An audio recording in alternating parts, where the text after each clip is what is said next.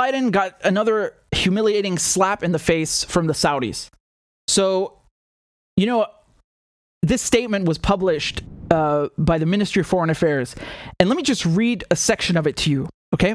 The government of the Kingdom of Saudi Arabia would also like to clarify that based on its belief in the importance of dialogue and exchange of views with its allies and partners outside the OPEC Plus, regarding the situation in the oil markets, the government of the kingdom clarified through its continuous consultation with the U.S. administration that all economic analyses indicate that postponing the OPEC Plus decision for a month, according to what has been suggested, would have had negative economic consequences.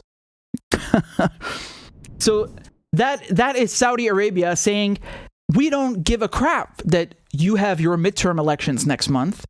We are going to do what we want with our oil when we want.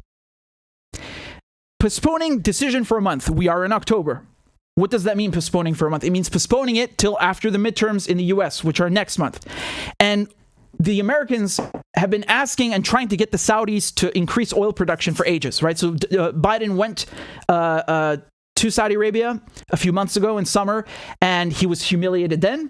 Right? He lied to the press corps. He said, no, I'm not going to meet with MBS. He chopped up one of our journalists, Khashoggi, who worked at the Washington Post and was living in America. The Saudis, they're going to become a pariah when I'm president. He lied, right? He does meet MBS, and he fist bumps him.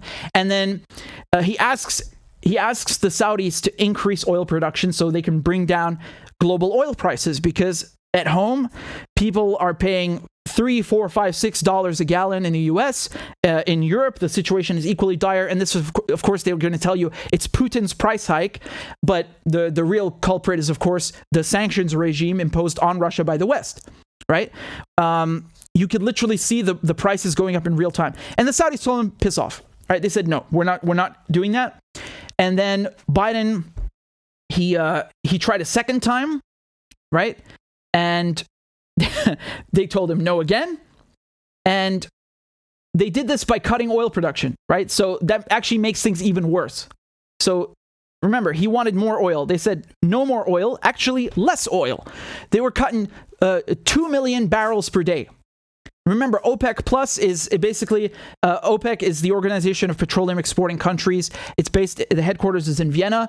And the Russians are not a member of OPEC, but they are OPEC Plus, okay? And what basically happened here is the Russians, the Saudis, and all of the major oil producers and exporters got together and said, we're going to lower production by 2 million barrels per day. And that will, of course, give us more revenue because the prices go up.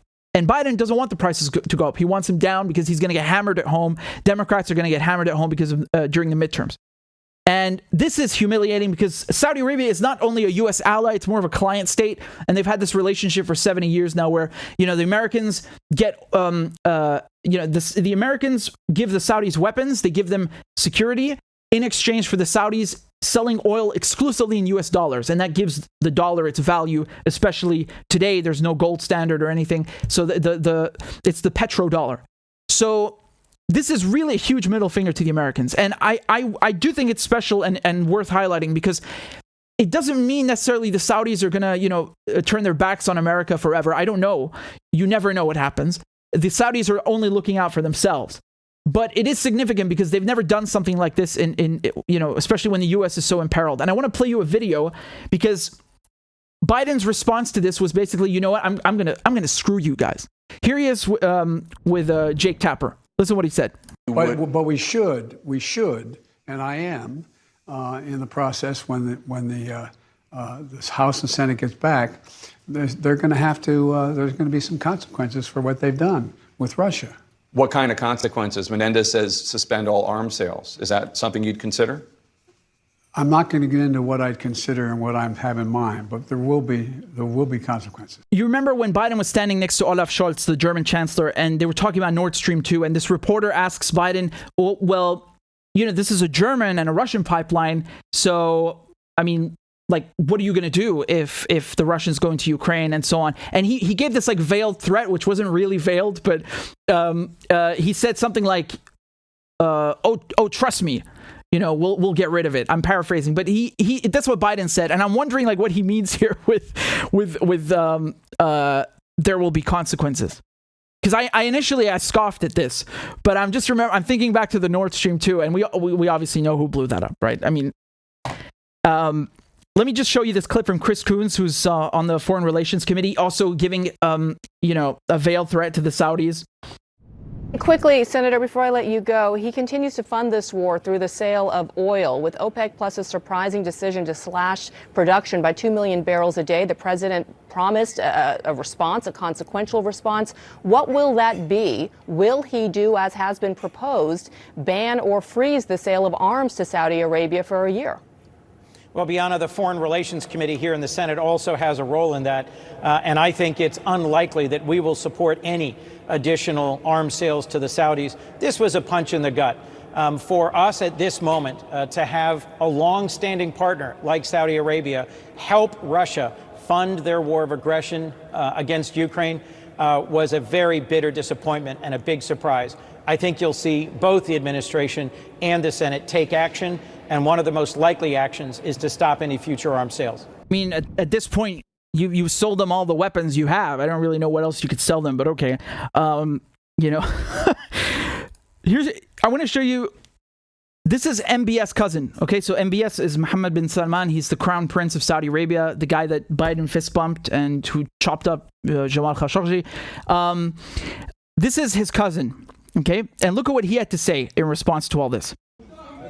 Anybody that challenges the existence of this country and this kingdom, all of us, we are projects of jihad and martyrdom.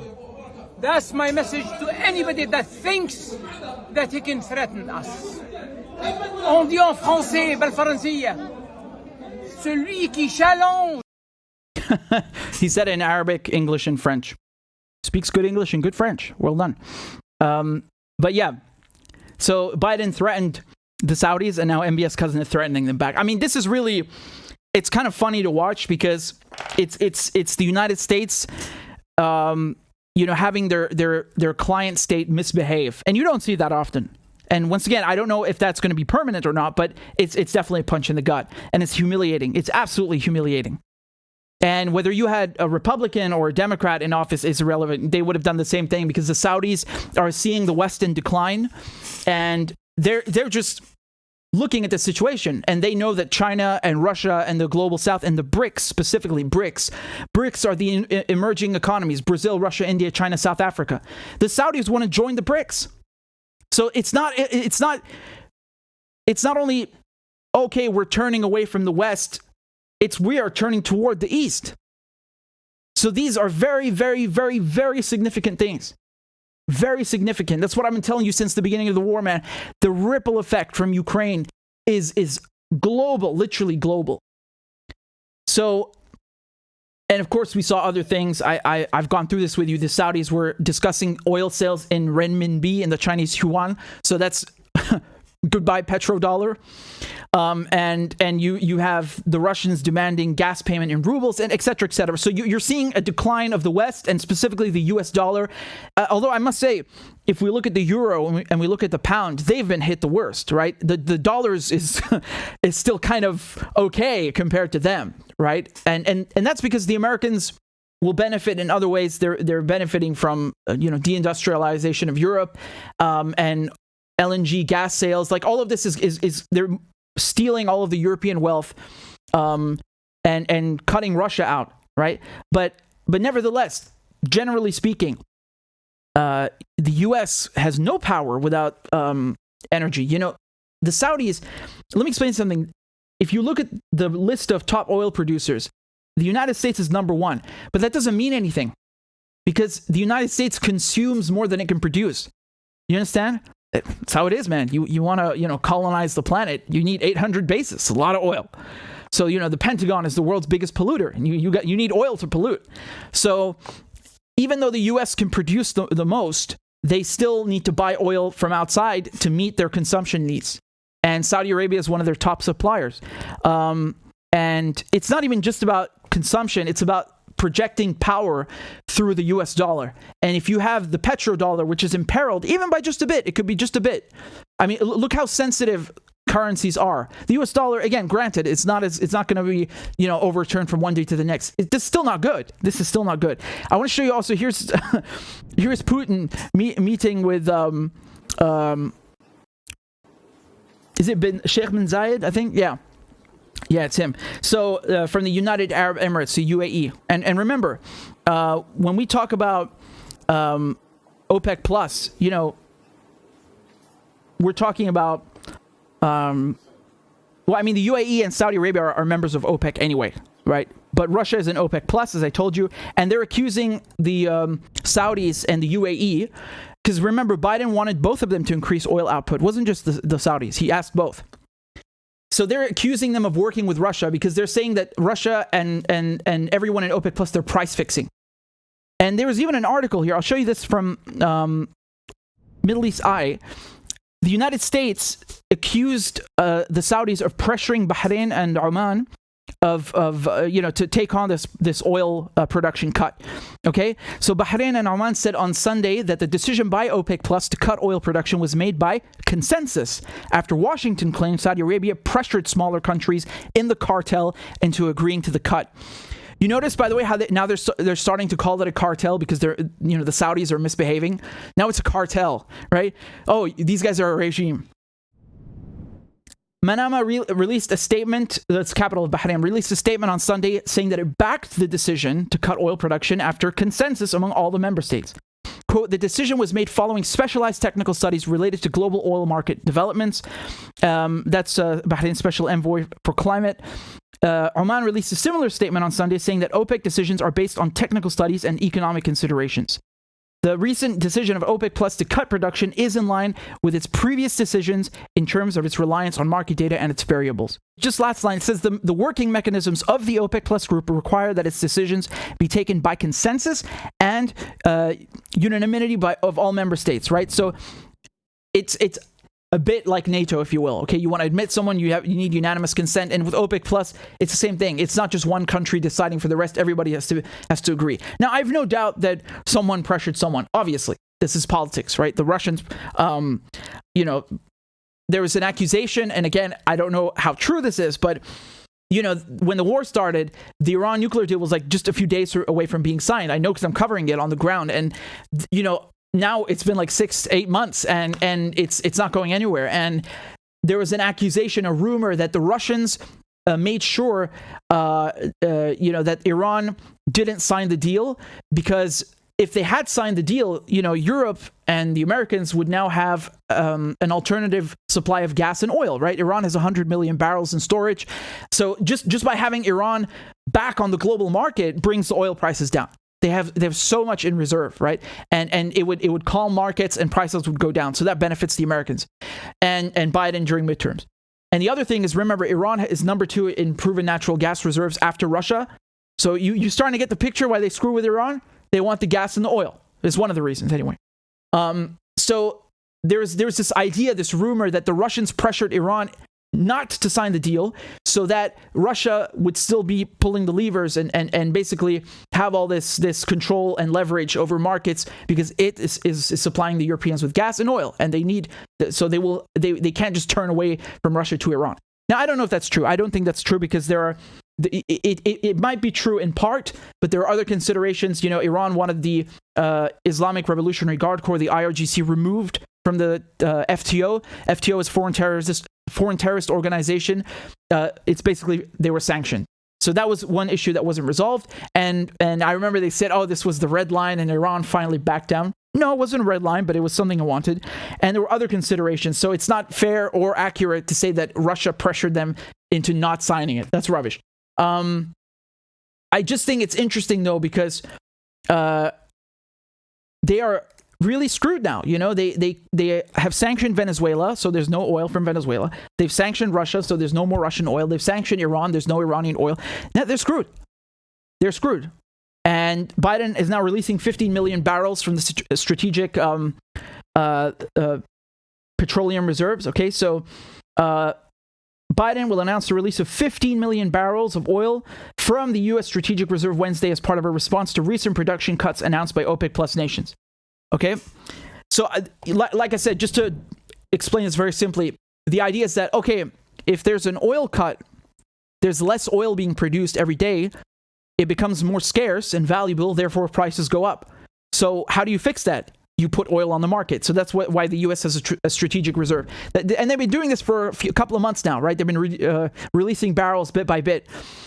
Biden, where was I? So, and he will say more drawdowns are possible this winter as his administration rushes to be seen as pulling out all the stops ahead of next month's midterm elections. The strategic reserve is at its lowest level since 1984 in what the administration called a bridge until domestic production could be increased. The reserve now contains roughly 400 million barrels of oil. Biden will also open the door to additional releases this winter in an effort to keep prices down, but they haven't detailed how much. And Biden says the U.S. government will restock the strategic reserve when oil prices are at or lower than $67 to $72 a barrel. Excuse me. I mean, that's quite ambitious. That is quite ambitious. Remember, when the war started, although I should correct myself, it's not when the war started, it's when the war started in Ukraine, and then the United States sanctioned Russian oil, meaning the rest of the world can't buy Russian oil, lest they be punished by Uncle Sam. That is when oil prices went up to $120 a barrel, and that was the worst since 2008, since the crash, right? So that's very bad. And it's kind of crazy when you think about how it was just a year earlier. Oil was negative. What was the market price? Minus $37 a barrel. Like they would pay you just to take the goddamn oil out of storage from them. Even though the Americans don't consume that much Russian oil. What was it, like 3%? It still affects markets, right? Because other countries consume it, and if it's sanctioned, they can't buy it, etc. So the prospective loss of 2 million barrels a day, which is 2% of global oil supply, has had the White House saying Saudi Arabia sided with Russian President Vladimir Putin and pledging there will be consequences for supply cuts that could prop up energy prices. The 15 million barrel release would not cover even one full day's use of oil in the U.S., according to the Energy Information Administration. Biden can make a decision on future releases a month from now, as it requires a month and a half for the government to notify would-be buyers. Biden still faces political headwinds because of gas prices. AAA reports that gas is averaging around $3.87 a gallon. That's down slightly over the past week, but it's up from a month ago. The recent increase in prices stalled the momentum that the president and his fellow Democrats have been seeing in the polls ahead of the November elections. Even if voters want cheaper gasoline, expected gains in supply are not materializing because of a weaker global economy. The U.S. government last week revised downward its forecast, saying that domestic firms would produce 270,000 fewer barrels a day next year in 2023 than what they had forecast last month in September. Global production would be 600,000 barrels a day light than forecast in September. Wherever you are, even if you're in the States or you are in Europe, doesn't matter where. Tell me how much gas costs around your end, because you guys sent me a lot of pictures to my email. You're at the pump and you just snapped a picture of the prices. I'm really curious because some of you told me, I read some of them to you guys on the show, right? People in California were paying something like $6 and some, it was crazy. So I'm curious if it's gone down or if it's gone up. Mr. Shoppin says $3.80 in Kansas. Patrick says $3.75. CH says $6 to $7 a gallon. Christ. Electric Hydra says $6.40 in California. Skullhorse says $1.08 a liter in Australia.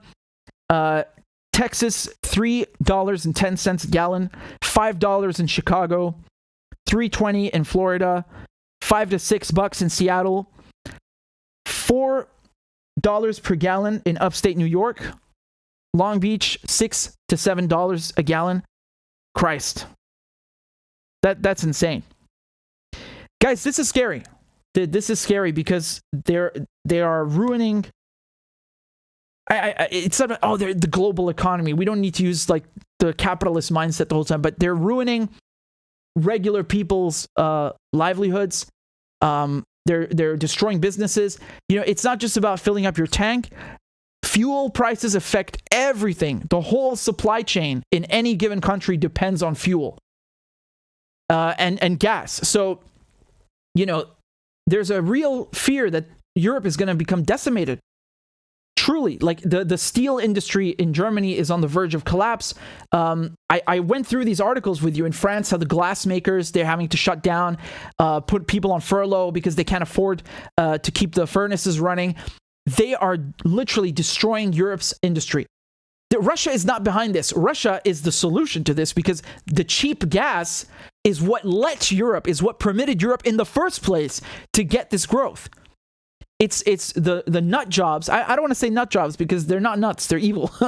It's the corrupt politicians in Brussels and in Washington and Whitehall that are making sure that, Europe is deindustrialized and destroyed just to please and appease Washington and Wall Street.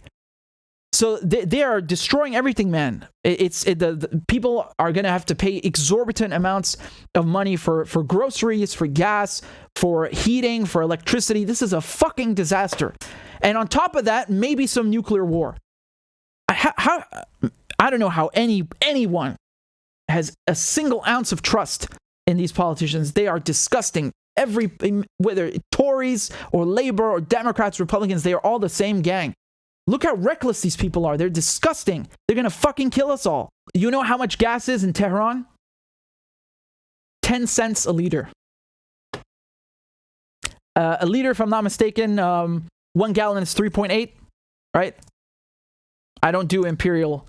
4.5. Okay, so 1 gallon is 4.5 liters. But that is ridiculous. Can I just show you something? I want to just pull up something for you. This is from Professor Marandi, who's a university professor from Tehran. He said gasoline in Iran costs between 4 to 9 cents per liter, and there are no shortages. When NATO regimes invade, destroy, or sanction numerous energy-producing countries, they should expect such things to happen, and it isn't even cold yet.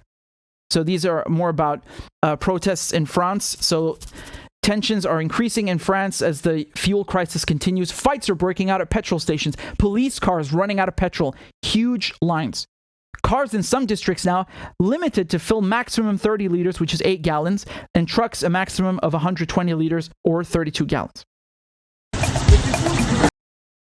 So, I mean, you see what's going on, right? Like, it's I'm not laughing at this situation at all, but there's a really sick and tragic irony that all of these things that the West has imposed on Iran, on Syria, like the fuel shortages, electricity cuts, the lack of food. This is what sanctions do, right, in Syria. And Syria had so much wheat. It was exporting wheat to Italy, There was more than enough. People did not have bread lines. Now you do have bread lines, and you have people. I asked my cousin, man, you got to wait sometimes 2 days just to get at the gas station. 2 days. That's how bad it is sometimes. And now you're seeing these things in Europe. So everything that Western countries, especially the U.S. and U.K., have allowed to transpire and have imposed on victims in Venezuela, these countries that they vilified, it's now coming home to roost. And I don't think it's funny. I don't think it's like justice or something, because the people that are waiting in these lines now, whether it's in Paris or, whether you're paying $7 a gallon in California, these are not the ones who put sanctions on, other countries. They're also civilians, and now they're being screwed. But it's like the Western policies are coming home, And I'm really worried about this because, when people start getting hungry and, they can't make a living and they're cold, who knows what happens, man? There's going to be a lot of unrest. I really hope I'm wrong, by the way. I really hope I'm wrong. But if these prices keep going up, and so remember, I know the Biden administration want to blame Saudi Arabia, which is funny. They didn't have a problem with Saudi Arabia like chopping up Khashoggi or committing genocide in Yemen. If they cut oil production, that's where we draw the line. Do as you're told. So it's not just Saudi Arabia, right? Like Saudi Arabia is they're just looking out for themselves. They're looking at the situation and saying, we're going to go with these guys, China, Russia, BRICS, because they look like the safer bet. So that doesn't redeem Saudi Arabia of its crimes. But Saudi Arabia is not the culprit here. The culprit are Western sanctions. They thought they're going to screw with Russia. And it's just not happening, man. The Russian ruble is up. The euro and the pound are down. Russians are paying how much? 55 rubles per liter. Wow. So basically, let's look up 55 rubles in dollars and see what the exchange rate is. 89 cents per liter. And if a gallon is 4.5, then we just got to multiply by 4.5. So that's about $4 a gallon. Well, hey, man, $3 is still better than $6, right? I'm worried about this escalation with nuclear war. I'm worried about these rising prices. And I mean, you know that I was already complaining and calling this stuff out when it wasn't happening in Europe and it was happening to the global south, as you know. So the only thing I can hope for is that people in the West realize what's happening now. They and their governments do that to other countries all the time and 10 times worse, and why they should oppose sanctions. Because sanctions are it's economic warfare. It's warfare. And I hope people wake up to that. And I really hope I'm wrong. The last thing we need is nuclear war, and and these prices need to come down. You know, if these people were interested in a diplomatic solution, they would push for it. They're not. They're too busy making money. And when the price of fuel goes up, the price of electricity goes up, they're not affected. You know why? Because you pay for it.